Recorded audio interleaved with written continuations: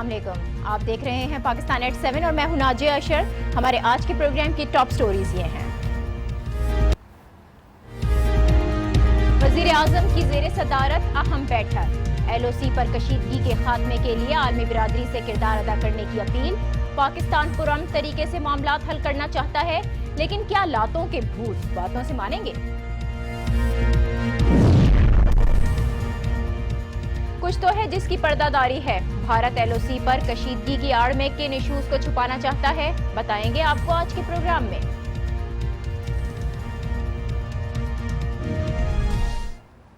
اور Hamilton test, Pakistan کے دوسرے امتحان کے لیے ٹیم تبدیل، کنڈیشنز بھی تبدیل، کیا نتیجہ بھی تبدیل ہوگا؟ ہم پچھلے کئی دن سے مسلسل یہ سوال اٹھا رہے ہیں کہ آخر کیوں بھارت ایل او سی پر محاذ گرم رکھنا چاہتا ہے، کیوں مسلسل اشتعال پر تلا ہوا ہے اور کیوں مسلسل سویلینز کو نشانہ بنا رہا ہے، اس کے مقاصد کیا ہیں، وہ کس ایشو کو دبانا چاہتا ہے۔ آج ہم آپ کے سامنے کچھ اعداد و شمار رکھیں گے، ان ایشوز کا ذکر کریں گے جنہیں بھارت ایل او سی پر کشیدگی کی آڑ میں دبانے کی کوشش کر رہا ہے۔ ٹویٹر پر آج سارا دن ڈراوڈستان تحریک کا بڑا چرچا رہا۔ فری ڈراوڈستان کے نعرے لگتے رہے اور یہ ٹاپ ٹرینڈ بھی بنا رہا، لیکن ڈراوڈستان ہے کیا؟ ڈراوڈستان بنیادی طور پر غیر برہمن ریاستوں کی تحریک ہے جو برہمن تسلط کے خلاف تامل ناڈو، آندھرا پردیش، کیرالا اور کرناٹکا پر مبنی آزاد ریاست کا قیام چاہتی ہیں۔ گزشتہ دنوں تامل ناڈو اور کرناٹکا کے درمیان پانی کی تقسیم پر ہنگاموں کے بعد اس تحریک نے ایک بار پھر جان پکڑی ہے، جسے بھارت دبانا چاہتا ہے۔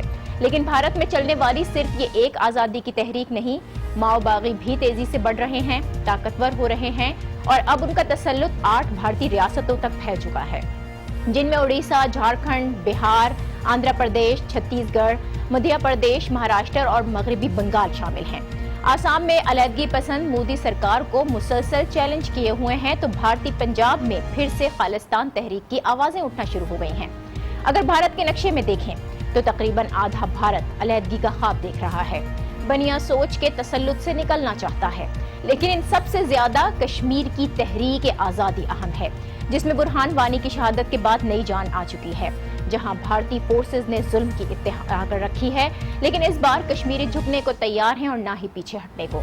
اور یہی وہ سب سے اہم ایشو ہے جسے بھارت ایل او سی پر کشیدگی کی آڑ میں دبانا چاہتا ہے، کشمیریوں کے حق خود ارادیت کے مطالبے سے بھاگنا چاہتا ہے، لیکن پاکستان ایسا نہیں ہونے دے گا۔ وزیر اعظم نواز شریف نے آج ایل او سی پر ٹینشن سے متعلق اہم اجلاس میں اس بات کو واضح کیا ہے۔ انہوں نے بھارت کو پیغام دیا ہے کہ وہ جان لے کہ پاکستان کشمیریوں کی حمایت سے کبھی دستبردار نہیں ہوگا، سویلینز اور بچوں پر فائرنگ برداشت نہیں کی جائے گی۔ وزیر اعظم نے عالمی برادری سے بھی اپیل کی ہے کہ وہ ایل او سی پر کشیدگی کے خاتمے کے لیے کردار ادا کرے۔ وزیر اعظم کا پیغام بہت اہم ہے اور ایسے وقت میں آیا ہے کہ جب پاکستان کشمیری عوام کے حق خود ارادیت سے متعلق قرارداد اقوام متحدہ کی جنرل اسمبلی میں پیش کرنے کی منظوری لینے میں کامیاب ہو چکا ہے، اور امید ہے کہ یہ قرارداد اگلے ماہ جنرل اسمبلی میں پیش کر دی جائے گی، جو بڑی کامیابی ہے۔ اس سارے معاملے میں اقوام متحدہ میں پاکستان کی مستقل مندوب ملیحہ لودھی مسلسل ایکٹیو ہیں۔ انہوں نے اقوام متحدہ کے سیکرٹری جنرل سے ملاقات اور ایل او سی پر کشیدگی کا معاملہ اٹھانے کا عندیہ دیا ہے۔ یہ تمام تر ڈیولپمنٹ بہت اہم ہے، بھارتی عزائم واضح کر رہی ہے، اسٹریٹجی بھی بیان کر رہی ہے۔ آج کا یہ پروگرام اور اس کا پہلا سیگمنٹ، اسی پر ہم بات کریں گے، لیکن پہلے ایک بریک، دیکھتے رہیے پاکستان ایٹ 7۔